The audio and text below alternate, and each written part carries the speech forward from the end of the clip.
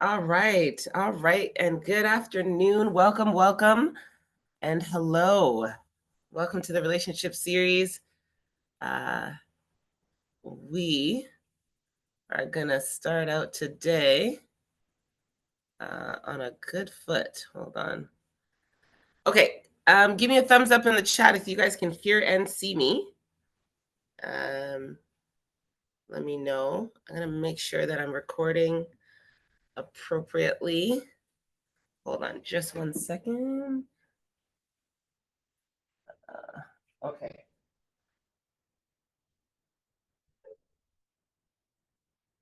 All right, I think we're good. We're going to jump in today. We have an amazing topic that we are going to be discussing. I am going to ask you right off the bat to lean in. This is a relationship series where we have transformational conversations about how to revolutionize our relationships. Here we do the work, we heal for real, and we sow what we want to grow. I am your host, Genevieve. I am a speaker, I am a coach, I'm a trainer. I'm also a therapist, and I love to travel. So now you know a little bit about me. You can throw a little point in the chat if you guys want to. Ooh, I got a note in the chat. Hold on. Yes, thank you so much for the thumbs up. Yeah, throw a little note in the chat if you guys want to introduce yourselves and connect. I am not an expert by any means on relationships. I am just a passionate person, and I like to make that very, very clear from the beginning. I struggle in relationships just like everybody else, but I do believe that time spent talking about relationships and working on our relationships is time well spent. And we're a creative relationship. We're relationship beings, and so it's really important for us to learn how to do relationships well if this is pretty much the purpose of our lives, right? So that's why I do what I do. This is the highlight of my week. I get to come together with other passionate people who love to talk about important topics that impact our lives, how we live, how we make decisions, how we experience fulfillment, how we experience peace, and how we experience a sense of purpose. And so on. So I'm grateful for all of you who join in on a weekly basis. And excited to spend this time with you today. All right, we're going to jump in. Pretty similar to in weeks past, we're going to explore relationship through the lens of family legacy. We're going to talk about why this is important. We're going to talk about the definition of family legacy. We're going to reflect a little bit because, of course, that's the whole point of us being present here, so that we can apply what we are listening to, what we are learning to our lives in a meaningful and tangible way. We're going to look at some quotes as usual and some statistics about family legacies. We're going to look at the benefits um, of putting a family legacy in place and intentionally thinking about and talking about family legacy. And then we'll look at the challenge, which I give you every single week. And then we'll look at what's coming up and we'll close. All right, so we'll jump in. I heard a quote.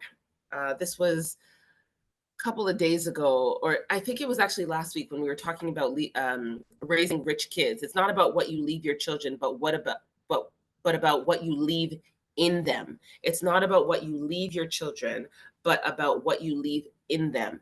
And that's where legacy comes into play, right? And we'll be talking about different levels and layers of legacy.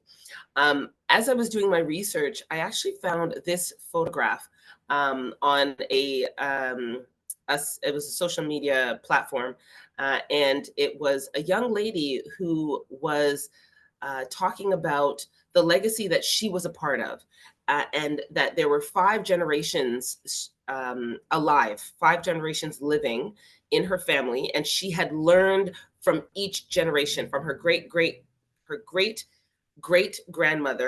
great grandmother, her grandmother, her mother, herself, and then her daughter.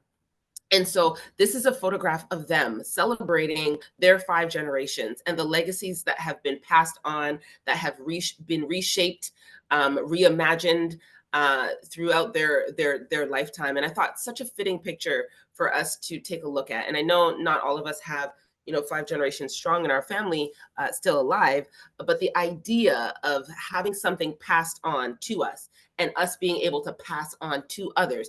It transcends and expands past our immediate family. It goes to our friends, it goes to our coworkers, it goes to anybody that we have the opportunity and the privilege of coming into contact with throughout our lifetimes.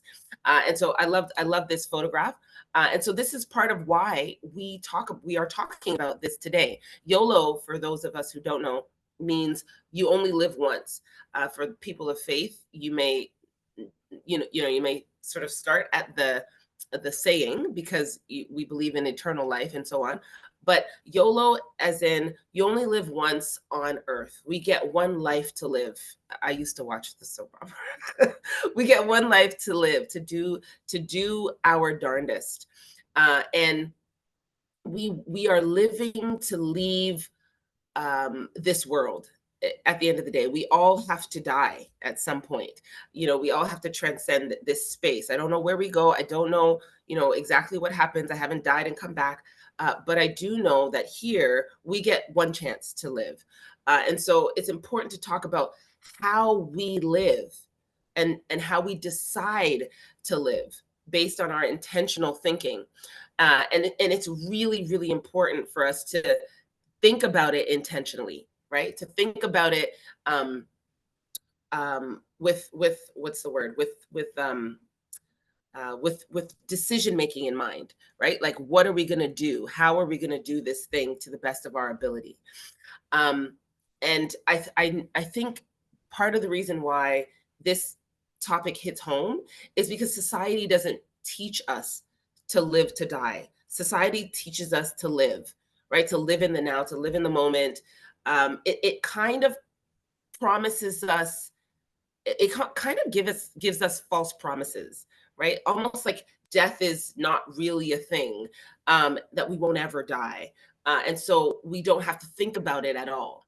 We don't really have to consider what death would be like when we're leaving. It doesn't We don't have to consider when we're leaving that much. We have to consider how to live now and have all the pleasure and all the enjoyment. And there's something to be said about that, for sure, about being in the present and about appreciating and having gratitude for where we're at.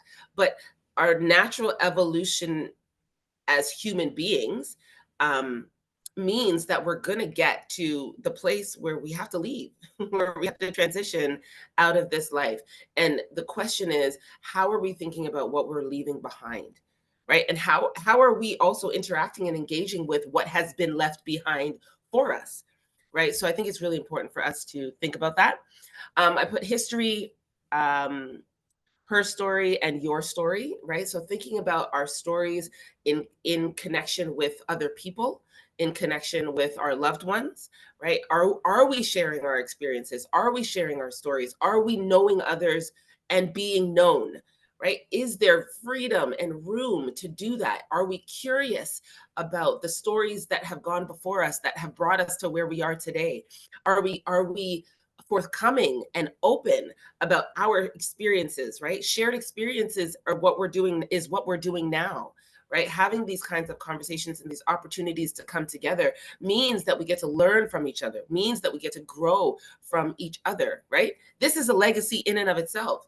Knowing that we're born and created for relationships and passing on that crucial message, right? So that we can value relationships, value our connections, value each other on a level that is different from perhaps what society suggests we ought to value each other on, right? We live in cancel culture. We live in, cutoff culture. We live in a place where a lot of times the messaging is not for relationships, or at least not for quality and healthy relationships. And so even the idea of forming and building quality and healthy relationships and pouring into that in a meaningful way is a legacy, right? That's a shift and a change from cultural norms and ideals. So it's important, again, to talk about it, to share our stories, and this is why we do it is because it's fruitful for us, it's purposeful for us. And then relationships are generational. Of course they are generational, right? We get together, we get married, and we have kids, and there's generations that come after us. And so part of what we want to make sure of is that whatever we establish that is good, and that we want to pass on, gets passed on well, right? Whether, and we'll talk about the different ways and the different things that we can pass on as we leave legacies. And also, I see it as a two-way street. So we are individuals who receive and then also give, right? So we receive legacies, and then we also give and pass on legacies. And sometimes we have to, in that transition or that translation, sometimes we have to filter, like, what is the legacy that I received? Perhaps in my family, I received a legacy of and there's different words for this, and we'll talk about the definition in a second. But perhaps I received a legacy of secrecy, right? And I don't want to pass that on, so I filter it through my lived experience, and then I learn how to be open, perhaps empathetic, and perhaps more transparent, whatever the case might be. And then so I pass on a legacy of transparency and authenticity and empathy versus the legacy that I received, right? And so we get to shift and change as we experience legacy, and then as we intentionally think about what we're passing on as well. All right, let's look at the definition really quickly. Brief definition of family legacy and its impact. So I wanted a simple definition that covered both the tangible and the intangible. So the tangible piece is an amount of money or property left to someone in a will. Okay, so that's a very basic definition. Inheritance is a big deal, right? We look at trust funds, we look at passed on wealth, and that's a big deal. Even, I mean, there's so many different kinds of like frauds and cons that are surrounding inheritance and trust funds and money and things like that being passed on. And so that's a big deal. That's a big part of legacy. The funds or the finances that we accumulate, and then we pass on to our offspring or to our family members, our benefactors. And I mean, how many wouldn't want like a Bill Gates or Warren Buffett or Rockefeller legacy? Lots of money, right? Just the money part. But there's something attached to that as well, right? So the money part might not be the principal part or the largest part, because if we don't have good character, we don't have good organizational skills, I don't know, the ability to learn about changing trends in finances or in technology, and in the world, we might not be able to keep that wealth or that money for a long time. I mean, there are stories of individuals who have won the lottery but have had very poor financial stewardship and end up broke within a few years. And so there's something else that has to come along with the actual tangible money part or assets part. So it's not just money or property, right? But it's the long lasting impact of particular events, actions, etc., that took place in the past or in a person's life. So the impact of the events, the impacts of your life, the impacts of your decisions and choices, right? How you came to make those decisions and choices is important. And that is what we model as individuals, and what is modeled for us through our parents and through our siblings and through our extended family members and friends and community members as well, right? And so it's the way that they've come to the place where they've been able to make decisions. It's the attitudes that they've carried, and that they've modeled for us as they've made those decisions. It's okay, my maybe my parents are divorced, but how did they get divorced, right? How did they interact and engage with one another? How did they treat one another?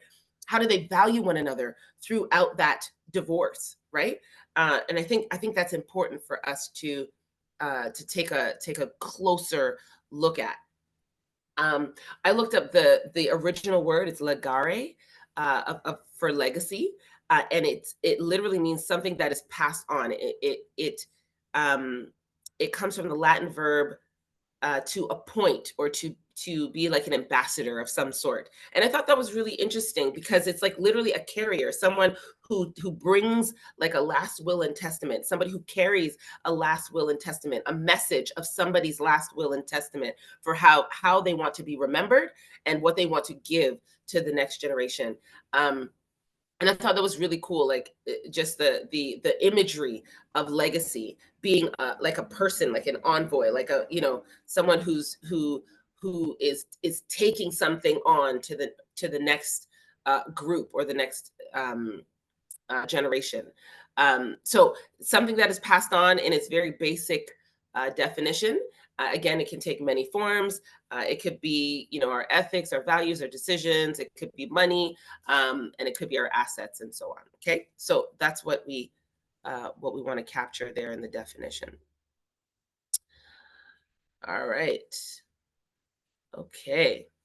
So this is a moment where we are going to just think, and perhaps I will invite you to take this opportunity to share, if you will, in the chat, or you can turn on your microphones, or you can raise your hand, or what have you.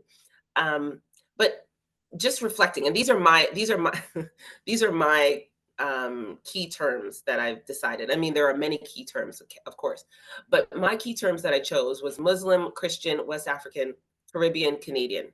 So this has to do with faith or spirituality, and then also ethnicity, nationality, um, and race as a social construct. Okay, so thinking about where this locates me, I ask myself certain questions that I want to invite you all to ask yourselves in this moment, right? So, like, what is your family legacy? What is your family legacy? Right? Where did you come from? What was passed on to you? What shaped your ideas of yourself? How did you learn about who you were, what your family stood for?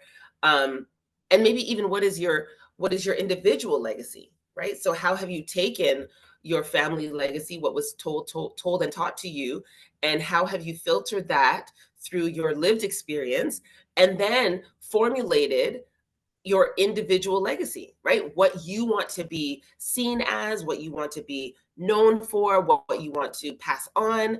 Um, and we'll do an exercise, in a bit, but just thinking about that, right? Like what do you base your individual legacy on, right? I mean, historically, and this is important. When I think of like Muslim, Christian, West African, Caribbean, Canadian, I think of it like historically, I think of it socially, because all of these markers and labels have a different legacy attached, right? If I'm a black woman in Toronto or what have you, I might experience racism, right? um and historically, if racism is attached to a legacy of like pain, or overcoming adversity, or sort of pressing through immense stress and trauma, or perhaps it's from a perspective of maybe the civil rights movement in America, and it's attached to trauma, or sorry, triumph. Or I'm trying to think of different ways to embody the legacies attached to ethnicity, nationality, race, religion, faith, spirituality, and those things, right? Like there's so much difference in what we take from our lived experience as we label ourselves. And I think, like, for me, you know, part of, and I put Muslim and Christian because my dad's Muslim and my mom's a Christian. Part of internalizing, or perhaps even recognizing the legacy, is also looking at socially which group I identify with, right? Because I don't identify with Muslims, I identify with Christians. And it matters if I'm Christian or Muslim. It matters if I'm West African or Caribbean, or West African and Caribbean, or Canadian, or African American, or whatever the case may be. It matters because they have all left completely different legacies to uphold, or to reimagine, or to overcome, or perhaps to reject, right? And so it's important for us to recognize what our labels, or um what we identify with, what they carry, right? What kinds of legacies they carry, and then determine how we're going to internalize them, or make changes and shifts to them. I remember I think this was Mother's Day last year or the year before. There was no, this was a while ago, actually. I can't remember. Anyway, you guys might know if you guys are in the GTA. There was like a comedy show, and it was like it was like doubles versus jollof, or like Trini versus Nigeria or something. But it was two it was two different um cultural backgrounds, and two different comedians from two different cultural backgrounds, sort of going at it from their cultural perspectives, roasting one another, and coming up with different jokes. And it was hilarious. But I thought about it in terms of legacy and their families of origin, right? Their families of origin left something to them that was worth celebrating, or worth laughing about, or worth sharing. And it can make or break you how you decide to internalize it, right? I'm proud. I'm a proud, Niger lady, right? And I can say, how are you, my sister? Or like, I can, I have an affinity towards my Nigerian self. But I mean, growing up, it wasn't cool to be African. It wasn't cool to be Nigerian. I can be proud of it now.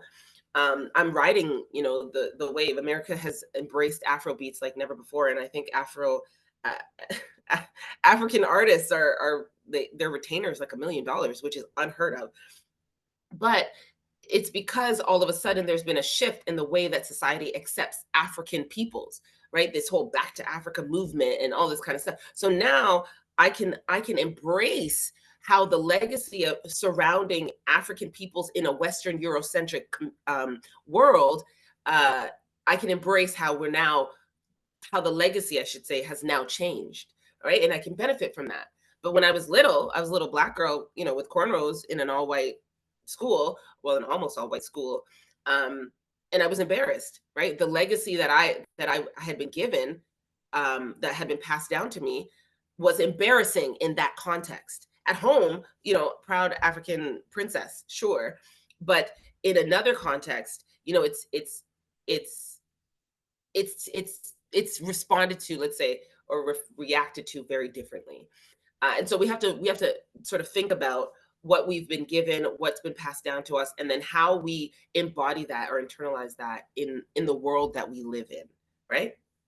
um I think part of what I've taken from my experience as a woman of Caribbean descent living in Canada has been the ability to um, deal with adversity, and to to overcome in spite of, right? To see myself as an overcomer in spite of, because there are so many messages about Black women in Canada, what we can and can't do, what we're able to access and not access, and so on.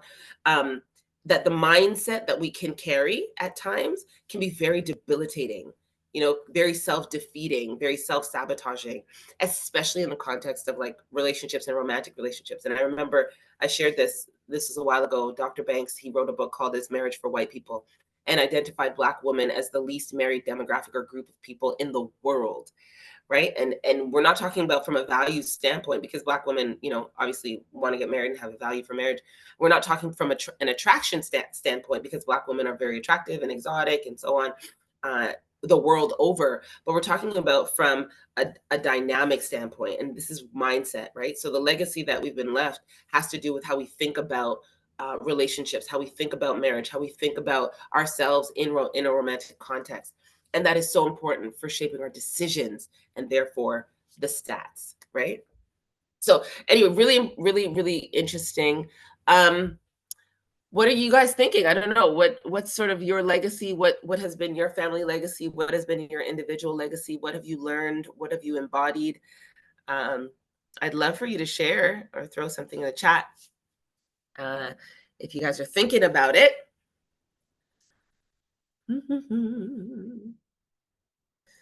Anyone want to share?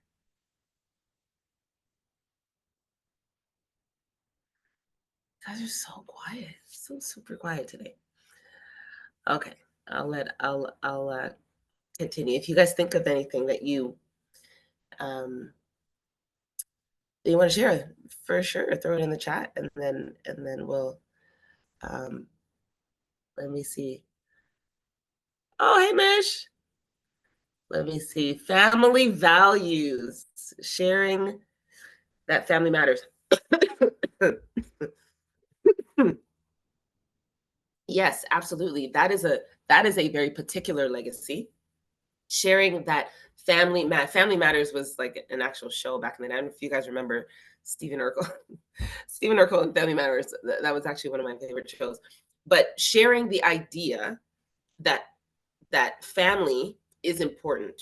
Sharing the idea that families are, um, and where did you get that from? Filipino descent, very focused on family. Yes, absolutely. Sharing that idea, or sharing that legacy, that family is important, right? Our families matter. The people in our families matter. They are perhaps even more important than, um, you know, financial gain or prosperity, or um, maybe our friends. Maybe their family's more important than our workmates, or whatever the case might be, right? So looking at what we were taught or told is important, and then also what we take on or what we pass on, right? Kalenia says education and financial success. Yes, yes, education and financial success were big ideas, when it came to legacy. And maybe there's a question there, like how we see that now. I know for me, um, getting a good job, becoming financially stable was important, but also the way in which I attained that financial security was important. Like, and education as well. So I remember when I wanted to study something and go to a different school, and my parents were like, "Yeah, no, you that's no, you don't do that. You do it this way. You study this and at this particular school." And so it was important, even like the way that I attained education and financial stability was dictated or doctored. And I mean, I went completely off the beaten path, and I'm today I'm my parents are like, "Oh, you did well for yourself, even though you didn't do it the way that we told you to do it." But the goals were still the same. Like, the values were still the same, right? Being able to navigate life well, and just live a life of, like, of freedom and sustainability, right? It wasn't about, getting rich quick or anything like that. And even these values, like, I think have shifted when I think about it, realistically. My values are not for financial wealth, or for job security, or anything. Like, my values are like, hey, I want to live a life of, like, freedom and enjoyment, and I want to have great relationships with people. So I think even that idea, um, and how it's shifted as I have internalized and embodied, like, education values and financial values. Question: I see a hand up. Clinia. Hi, hello. Yeah, so actually you said something, you mentioned the word security, and I think really that's what it came down to. So financial security, but I mean, my parents and their parents are of a different generation, and I'm first generation Canadian, right? So my parents came from Jamaica. And so the things that they learn as they're growing up and when they came here are not necessarily the same things that I grew up in. Yeah. So what I understand now is that they really just wanted me to be secure and to be in a position where I didn't have to beg anybody for anything. Yeah. So so financial security, grow up, go to school, get a job, get a degree, work for the government, or be a doctor, or be a lawyer, or an engineer. Those are the four approved Yeah. ones. Something with a good pension, so that and work there forever, so that by the time you retire when you're in your 60s or whatever, you have 40 years worth of pension behind you, which is Right. now in my day, like I can't imagine working one place for 40 years. Oh, um, goodness. it just seems like a long time. But what I sort of shift that into the legacy that I'll leave for my children in is, yes, raise you in leave a legacy of security, but how does security look for you? Like, secure in Right. yourself, secure in your mentality, secure in your emotions. um like, I was raised that we don't, dreams are dreams, and then we have to be practical, and we do the practical things. We don't necessarily take a lot of things, especially if they seem so far-fetched. Those are Yeah. great things to think about. So, like, taking time before university or after university to just travel seems like, I don't know how else to say this, but that seems like things that white people do, or people who come from money. That's what they do. Like, it people who don't need to go to work or don't need to get a job right away to pay off student loans, then they like backpack for a year. But I think that now you learn so much about yourself and about so much about what you actually want to do with your time. You learn so much about your strengths and your weaknesses when you travel, when you're around people that you don't know, Yeah. and you like actually pull from within yourself, and you learn about what kind of relationships you want to have, friendships you have, all that kind of stuff is the sort of legacy that I want to learn. I want to leave for my kids, but I realize now that I'm able to listen to what my parents said now with my older, more mature ears and actually extract what they were trying to say rather than how they actually, Mm. you know what I mean? Yeah. Yeah. Yeah. Absolutely. Absolutely. So on point, right? And it's so important to be able to have the uh, I don't know. I don't even know. I think it's a skill, I guess. The skill to, you know, sort of decipher, I guess, to draw out some of those salient messagings. And you're absolutely right. And again, I'm a person of first generation, let's say, first generation Canadian of immigrant parents. Um, and those values for sure are super different when you come from where you come from. You know, you want different things, and different things are just going to be important to you.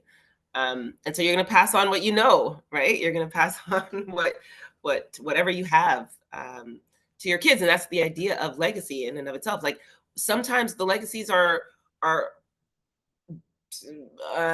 they're barriers, actually they're barriers to growth and to progress, and sometimes they're not, you know.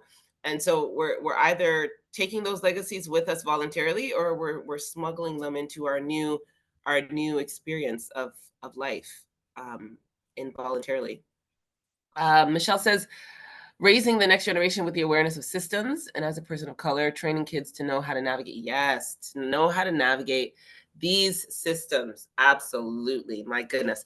And these are very Eurocentric, you know, capitalist, very different value systems.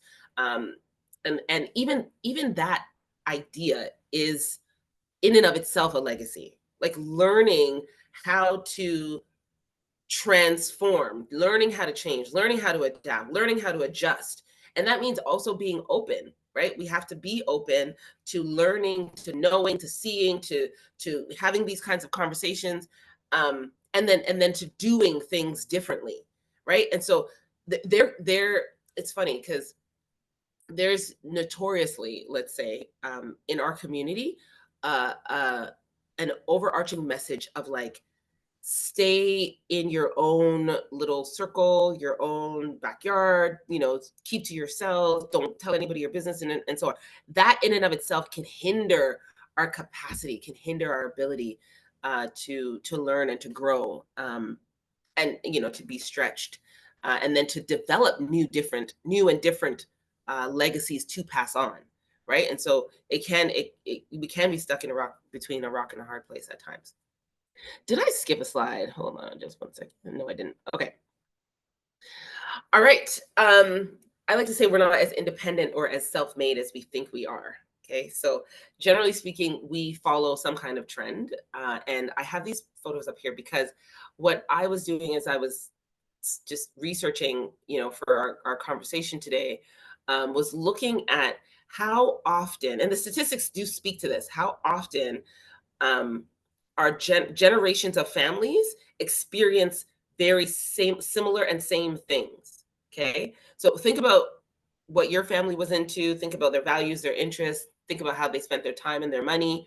You know, some families are like, hey, we're gonna go to, historically black colleges. That's our thing. We do that. Some families are like, well, you know, grandfather was a comedian or a pastor, or you know, I don't know, a musician or an actor. And so the generations that follow are going to do that too, right? Like I don't think Blue Ivy had a choice. Like she was like, they were like, you're gonna be an entertainer. Like that's what we do. That's our that's our family legacy. That's what we're gonna pass on. You know, LeBron James's son was like, I don't really have a choice. Like, I mean, I have a choice, but I don't really have a choice because every day I wake up, or I've woken up since I was like 2 or 1 year old. You know, my dad put a basketball in my hand. He was like, go shoot some hoops. You know, like there wasn't too much room. Wait, I hear somebody. Who's on the mic? Do you have a comment? Somebody have a comment? Okay, I thought I heard somebody. Let me see. Often the result of learned behaviors. Yes, it's what you see and what you know. Absolutely, absolutely. So we're not self-made. You know, we are taught, and we learn. We follow the rules a lot of the times, and when we deviate, and I don't know if you guys have heard of Will Smith and his son and how they have differed in their opinions of how to, you know, do life or live life as a family, or as entertainers or what have you. But when we go outside the lines, so to speak, when we make attempts to do things differently, sometimes there are sanctions. Sometimes there are repercussions, or sometimes we're punished. You know, so we can be punished with silent treatment, with being ostracized, with being. I keep hearing feedback. Does somebody have their mic on? I don't know if somebody has their mic on there, but anyway, if you want to chat, you can turn on your mic and chat with me. I'm definitely interruptible. But thinking about that, Kalania? Oh, is it me? Sorry. I thought you were, yeah, I thought you were trying to say something. That's why I was like, oh, I keep hearing the sound. So I wanted to give you a chance. But I did see your comments. Even where the rich go to schools or training is selected. Yes, absolutely. See, like this is what we're talking about. We're talking about legacy. Like you kind of have to stay within, you know, the parameters that have been set out for you, especially if they are considered to be helpful or good parameters, right? And so where you go to school, who you associate with, the kinds of jobs that you get, the kind of training that you receive, those are all considered either positive or negative, and so on. And so we're generally encouraged, let's say, in a particular direction, depending on what our families, our parents and our grandparents and so on have considered to be good. Um, and I'm hard pressed when I think about it, because when I think about like where I have come from, or where we have come from as a people, you know, that legacy of like we have to survive, you know, or we've been so oppressed that any tiny little um, you know, thing that we can celebrate, we celebrate, or we accept, or we settle for at times. Um, I think that survival legacy is a very rich and real one for immigrants, and a very rich and real one for people of color living in a very Eurocentric society. Um, and I think being born as a first generation, I had the privilege of throwing that model away. Like I didn't have to do that. I had choice. I had option, and I think that's what I think that was the whole point. Like, hey, we come to give our kids a better life, and so on. And so I didn't have to think in terms of like job security and all these kinds of things. I could travel. I could go wherever I wanted. I could make these different choices, make these mistakes, lose, and you know, fumble and falter and get back up again, and so on. And that's because of the sacrifices that my parents made. Right, my mom came here. She was, you know, 20 odd years old, and she came by herself from, you know, a small island, Dominica, and she set herself up going to school and working and all the things. And that gave me opportunity and space to do life differently, right? I see a comment in the chat. Most oops. Yes, most of it is out of good intentions, because we're definitely concerned about the well-being of our children, and if they go somewhere been before. We wonder how we will help them navigate that space, especially if we haven't been in that space, right? It's better than staying somewhere safe. Yes, absolutely. Absolutely. Safety is what we call stagnancy at times, right? Comfort zone, we can't grow. We can't grow in our comfort zones. So we do have to challenge ourselves and get, the pressure and be stretched in a lot of ways to reach our full potential. Being intentional to think about the next generation, lineages, etc., kids and grandkids for the better and less challenging life. Yeah, and that's the whole point. Like, what are we what are we leaving behind? Are we leaving behind an opportunity for those we have loved and been loved by to have a better life, to do things better, to have more access, to have more privilege, and things like that? And I think that's the basic idea when it comes to building wealth, right? Whether we're accumulating assets or real estate or what have you, the idea is that we can in some way leave behind something that makes the generations that come after us a little bit better. It makes it a little bit easier for them. And I know my mother and my father did that for me, for sure. Sometimes I kind of think to myself, I wish my dad was like a basketball player or something, because then I may have been like in the WNBA by now, or something. May have been a little bit more athletic, athletic, or maybe could have sang or played an instrument, because I would love to be able to sing and play the piano right now. Or play chess. Like, that would be really cool. I don't there was I read a story of a family who they it was a man and woman. They decided that they were going to learn how to play chess, and that they would teach their children how to play chess. But this is before they even got married and had kids. And so when they got married and they had kids, I think they had three girls. And it's a pretty well known story. But the eldest girl became like the world's youngest chess champion. And then the middle child came and beat that record. And then the youngest child came and beat that record. And it was just crazy. They had like this legacy of like amazing chess players within their family. And it was because before the kids could even pretty much speak properly, they were, on the chessboard. And their parents chose that intentionally. And work towards doing that. So anyway, I think it's fascinating how we get to do that for ourselves and for our offspring. So in addition to the tangibles, there are, and I noted here, there's like jewelry. There's a broken home here, because that's a very real thing. There are generations of people who are, who are experiencing or have experienced brokenness in their families and in their family lines. But that's the legacy that's been left. So they're passing on very harmful relational patterns and dynamics, and that then turns into broken homes, broken families. A lot of drama and things like that. Um, Maybe even like self-destructive patterns and so on.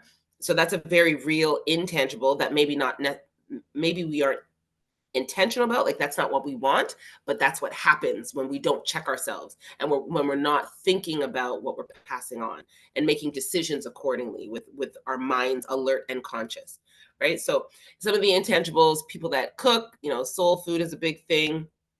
Heirlooms or jewelry. Travel is a big one. I had a passport when I was 8 months old. My mother got me a passport when I was 8 months old.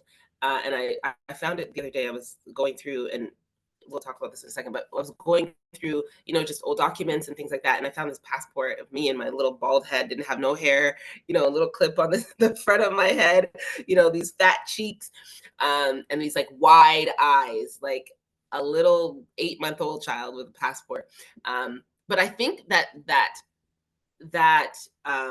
sort of stirred and fostered this lack of fear when it comes to traveling, getting on a plane, going different places, experiencing different cultures, being in different homes, being with different people. And I have makes sense of the traveling. I know, crazy. And I love traveling. I love getting on planes. I love being with different people groups. I love eating different foods. I love it. And I think that was fostered because I was on planes. Like, it wasn't something that was fearful, that was, hard, that was too big, too much, too expensive, too whatever, right? It was like, get on a plane, go live your life, yeah, kind of thing. Um, so I think even though my mom hasn't necessarily, or my dad hasn't necessarily traveled the world, they are world travelers. They came from, their places of origin and made a life for themselves, in a foreign land. And so that's the legacy they left for me. Even if they didn't say it explicitly, my eyes can see. My eyes can see and observe and notice, like, what it is that you're doing and how it is that you've learned to function and adapt in an environment that wasn't created for you, right? And that you have to work to be, comfortable in, and work to strive in, right? And so I pick up on some of those rules and those roles that they played, um, as citizens, of Canada. Um, so yeah, the intangibles have to do with anything other than like wealth and assets. They could be, again, ways of serving family, ways of building relationships. They could be maladaptive habits in relationships as well, um, and so on. So we want to make sure that we are thinking about those and thinking about what we want to pass on, what patterns and belief systems we want to pass on, versus the ones that we want to cut off right now. I put family missions vision statement here because as I was researching, there was a statistic that I'll read in a second, but it was about having a family vision and mission statement. And I don't know about y'all, but like, I didn't have a family vision or mission statement. Like, we didn't talk about family vision or mission statements. So I thought this was so profound. I remember when I got married, we actually sat down and created a vision statement for our marriage. Um, oh, is that yours? Is that yours, Michelle? Love Jesus, survive. That was the mission. I love it. So it's sort of an unspoken mission statement, like, survive. You need to do as much as you can in order to survive. And Michelle says, love Jesus, that being a mission statement. Yeah, that is a vision and mission statement for the family. And so promoting the attitudes and the dispositions and the responses and the skills that help you to love Jesus, right? And loving Jesus means so many things depending on, how you read the scriptures and what kinds of whatever, uh like, group gatherings or what have you. If you go to church or if you go to Bible study or whatever, you learn about what loving Jesus means, and then are able to embody that and uphold that within your family context.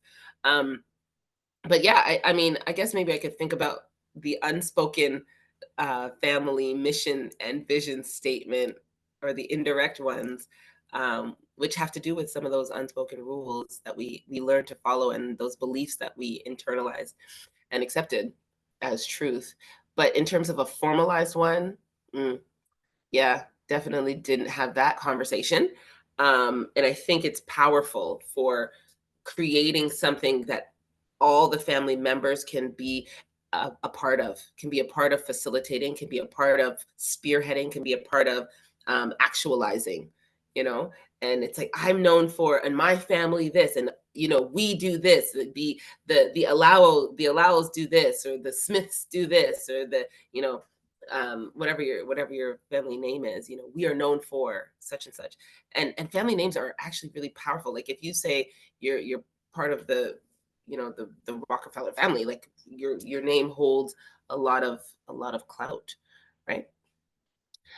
Okay, let's see.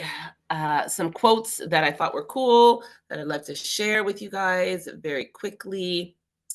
Your family legacy is determined by the actions that you take today, and that's why we're talking about it, because this is not something that we can snap our fingers and have just because we want to at the end of our lives, right? We have to think about it intentionally, and we have to do something about it beforehand. Carve your name on hearts, not tombstones. A legacy is etched into the minds of others and the stories they share about you. Absolutely. I had a friend of mine pass away the other day, and my goodness, that funeral, so amazing. Just talking about the imprint and the residue that this man left on every life that he came into contact with. And I remember his wife saying, he loved me well. He loved me well. Like that idea. He always had a joke. He always had a smile. He always had an uplifting word. That is the legacy of how you treat people, how you engage and interact with people. And people remember that, right? People remember that. Together, we are building a legacy of love, loving Jesus, in fact. And then legacy is not leaving something for people, it's leaving something in people. I love that. I love that. It is leaving something in people, right? What are you leaving in others? And my device is about to die. Let me just plug that in. Yeah, so what are we leaving in others, right? What are we depositing? I think it's is it Maya Angelou who says people won't necessarily remember what you said or what you did, but they'll always remember how you made them feel, right? And so that's super important. How are we thinking about what we're saying to others, what we're doing in the lives of others? How are we making them feel? Okay, yeah. What are you really leaving behind? In 2017, and this, if you guys have read, I think it's either Dale Carnegie or Stephen Covey, one of those writers from back in the day. He had a book called not How to Win Friends and Influence People. There's, I think, the 7 Habits of Most Effective People, or something like that. It's an old book, very popular. But he had this like think about your funeral exercise in there, right? Thinking about your life and your legacy and what you're leaving behind and so on. And the question of what are you really leaving behind, right? From the time you're born to the time you die, your life and legacy is in that little line right there. It's in the dash. The dash is your life and your legacy, right? And I'm hard pressed because I don't think I thought about it really deeply until about 2017, and that's not that long ago, right? I didn't really think about it. We did an exercise at that time called "How Many Saturdays Do You Have Left?" and it was based on the life expectancy of females in this part of the world, and say it's 80 years, 80 times 52, which is 52 years, 52 weeks in a year, and how many Saturdays are in your life, and then deduct how many Saturdays you've already lived, and then that gives you how many Saturdays you have left, right? And then the question is, how do you want to spend those Saturdays? What do you want to do with those Saturdays? What do you want those Saturdays to mean to you? And it was a very significant and internally shifting exercise for me to ask myself, wait a minute, how many Saturdays do I have left? And what do I want to do with them? Who do I want to spend them with? Like, what do I want to get done in those Saturdays before I die, before my Saturdays are up, right? Like, what are the values and I guess goals that I have, for how I want to spend this time. Like, and it really helped me become more clear, not just about my values, but what I could say yes to and what I could say no to, right? Like, I could say yes to the things that um, helped me better and more deeply connect with the people that I love and care for, right? So if it's a birthday, if it's a special holiday, I'm making an effort to spend it with my loved ones. I'm making an effort to celebrate it. I'm making an effort to do the quality time thing. Maybe I'm setting some money aside so I can purchase some gifts, or we can have an experience, or we can travel, or whatever the case is. Like, yes to those things, right? And then it helped me to say no to other things. Like, hey, do I really want to work at this 9 to 5 job and get this other extra part-time job so that I can have, like, it was kind of like, no, not really. Like, that's like, so I can buy the Tesla, like, maybe not. That's not necessarily what I value most. And so if it comes, then great, but it's not coming at the expense of, or in replacement of, the things that I really value and I really want to pursue in my life. And so that exercise, like, what am I really leaving behind? What are my values? What do I want to do with my Saturdays? How do I want to spend my time? How do I want to make other people feel? What is really important to me? It was a super helpful exercise. And I'm going to be mindful of the time, but I want to encourage you guys to ask yourselves the question, what am I really leaving behind? If I died today, what would my neighbors say about me? What would my parents say about me? What would my siblings, my friends, my church community, my workmates, the person at the grocery store, like, what would people actually say about me? And is it what I want them to be saying about me? Are they going to say, "Oh, she was dismissive and aloof and judgmental, and she was, and she never had a smile or a kind word, or she never offered, anything of value to me, to my family, to whatever the case is. She littered on the street and she didn't take care of the neighborhood or whatever." Like, what are we actually leaving behind? What are the memories? What are we teaching others about ourselves? What are other generations, future generations, going to learn from us? Are they going to learn, more of what to be, or are they going to learn more of what not to be? Right? Like, oh man, I don't want to be like that. She just brought drama and controversy to everything she put her hands on. Right? And so what are we really leaving behind? It's an important question to ask ourselves. And I want you to hold on to that as we um, come to a close for today. Okay, let's see. Statistics. I'm highlighting this because I can't see it. 30% of families surveyed have a mission and vision statement. Only 30%. 70% of intergenerational wealth transfers fail. And then what that means is that after 2 generations of the wealth transfer, the wealth is gone. Like, the money is gone. And I thought that was wild. I was like, that's kind of like the people who win the lottery, right? If you don't have the right mindset, the right character, the right values in place, and even the value of having other people help you and support you in managing wealth, like, if you don't have those things in place, you're probably going to lose your wealth, right? Or the wealth will be lost the further generations it's passed down to.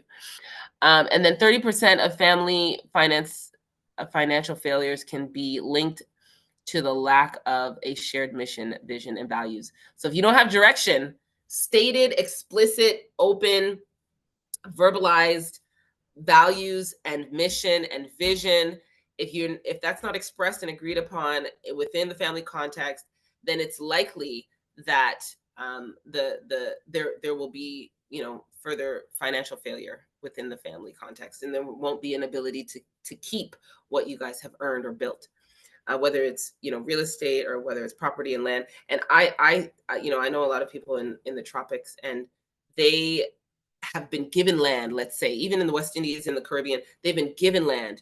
And when foreigners come and say, hey, let me give you a big lump sum for that land, for $500,000, they're like, yes, let me sell off the family land, and it's gone for good. It is gone for good, right? And so we have to get to that place where we are understanding that there's longevity involved and legacy involved, especially in these pieces as well. Without vision, yes, the people will perish, right?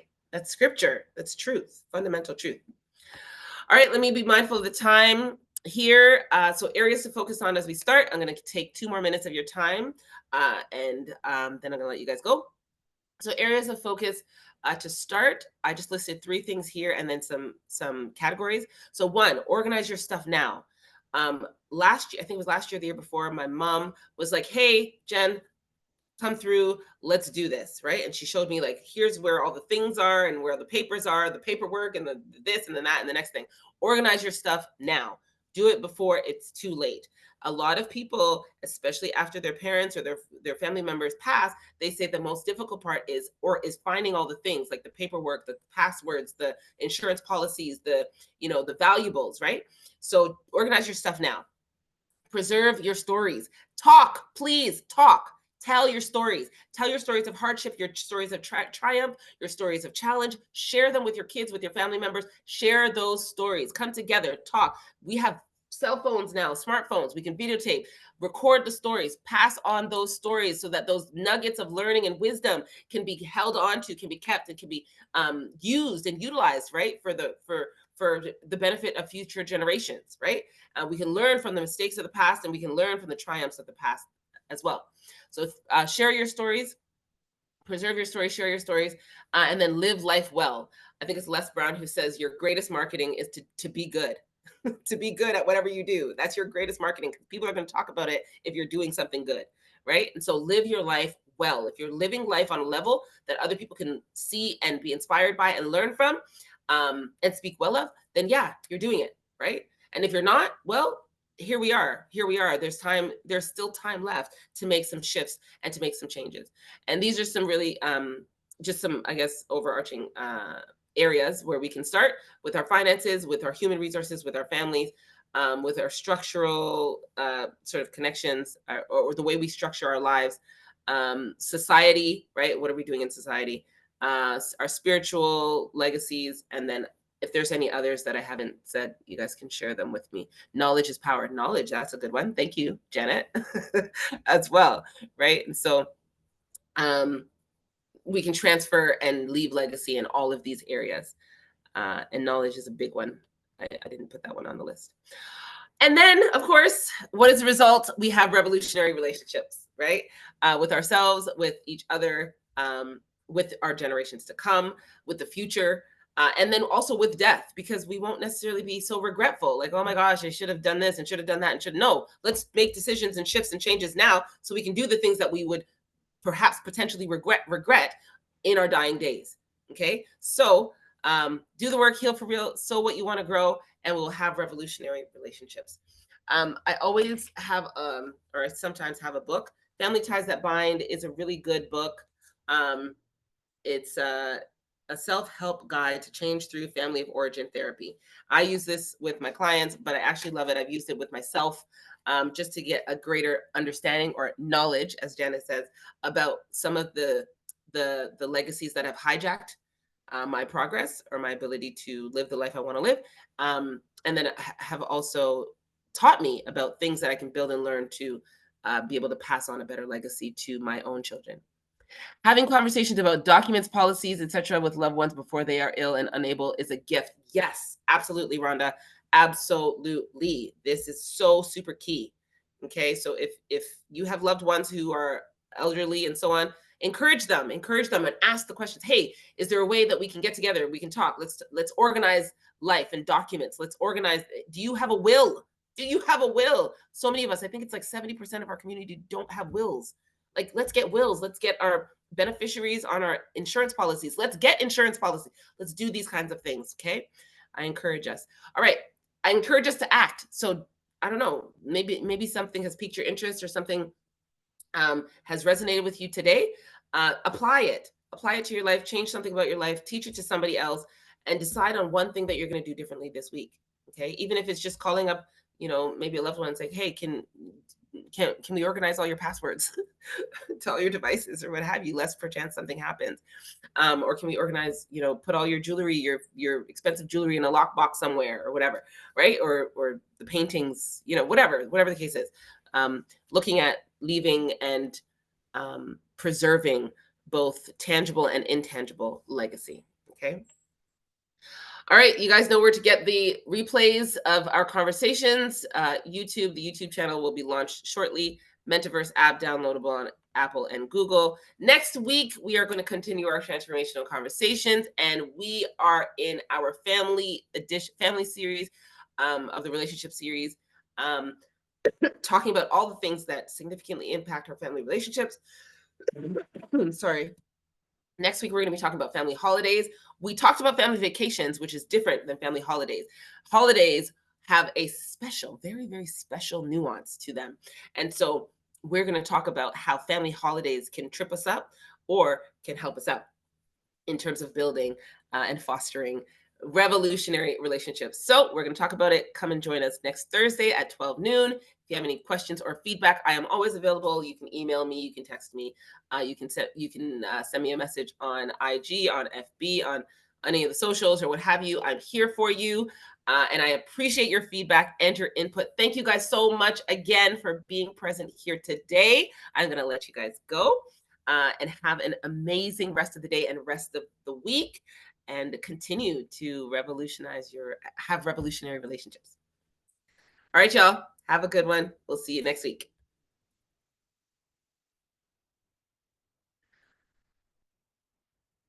All right. Thank you, guys. Thank you. Thank you. Thank you. Thank you. Thank you. Thank you.